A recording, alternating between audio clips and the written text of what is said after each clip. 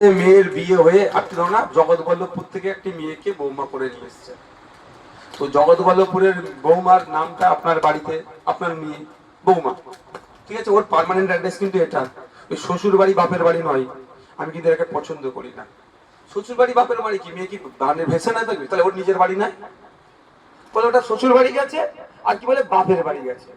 হ্যাঁ, ওটা বাপের বাড়ি, এটা নিজের বাড়ি। কি গো, এটা তোর বাড়ি? যদি সবই বলে ওটা শ্বশুর বাড়ি পাবি, তাহলে ওর বাড়ি কোনটা? আর তুমি কি বলছো আমার শ্বশুর বাড়িটা আমার বাড়ি? ও, তোমার বেলাটা খুব ভালো লাগছে। তা আমার মনটা কেন ভাই এটা কবে কি বলছি বুঝতে পেরেছো? তো ওনার বাড়ি তো এটা, এই জন্য এখানে ওনার অ্যাড্রেস দিয়ে এসেছে। এবার ওনার বাপের বাড়ি হচ্ছে কোথায়? জগৎবল্লভপুরে। তো ওনার বাপের ওনার 2002 সালে ভোটার লিস্টে নাম নেই, ওনার বাপের আছে। তাহলে জগৎবল্লভপুরের কোন বুথে কোন জায়গায় বাড়ি সে কাগজটা জোগাড় করতে হবে। ওখানে আইএসএফ এর ওয়েবসাইটও পাওয়া যাবে, ceo.westbengal.wb.gov.in। ওখানে যাবেন, গিয়ে পেজ আসবে, হাওড়া জেলা ক্লিক করলেন।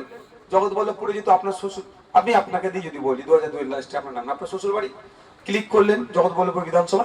শুধু সহজে হবে কারণ অনেক বিধানসভা বুথ, একটু জেনে নেবেন আপনার শাওরি বা শ্বশুরকে 2002 সালে কোন স্কুলে ভোটটা দিয়েছিল বা কোথায় পোলিং স্টেশনটা কোথায়। ওখানে তুমি পোলিং স্টেশনের নাম্বার দিয়ে আছে, নাম্বার দিয়ে খুঁজলে আপনি খুঁজে পাবেন না।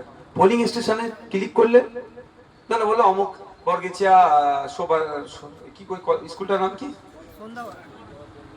Jagatballavpur high school. তো জগৎবল্লভপুর হাই স্কুলে ক্লিক করলো, দুটো কি তিনটে স্কুলে পোলিং স্টেশন আছে। তাহলে ক্লিক করলে যদি তিনটে থাকে, তিনটে অল্প 3000 হয়তো নাম বেরোবে, তাহলে ওর মধ্যে খুঁজে নিতে পারবেন। আর বিধানসভায় 3 লাখ নাম খুঁজতে পারবে। তাহলে সহজে কোথায় যাবেন? স্কুল পোলিং স্টেশনটা খুঁজবেন আপনারা, ওখানে পেয়ে যাবেন। ওটা শুধু স্ক্রিনশট করে নিলে, একটা প্রিন্ট করতে হয়, স্ক্রিনশট নিলে ওটা কাজ চলে যাবে।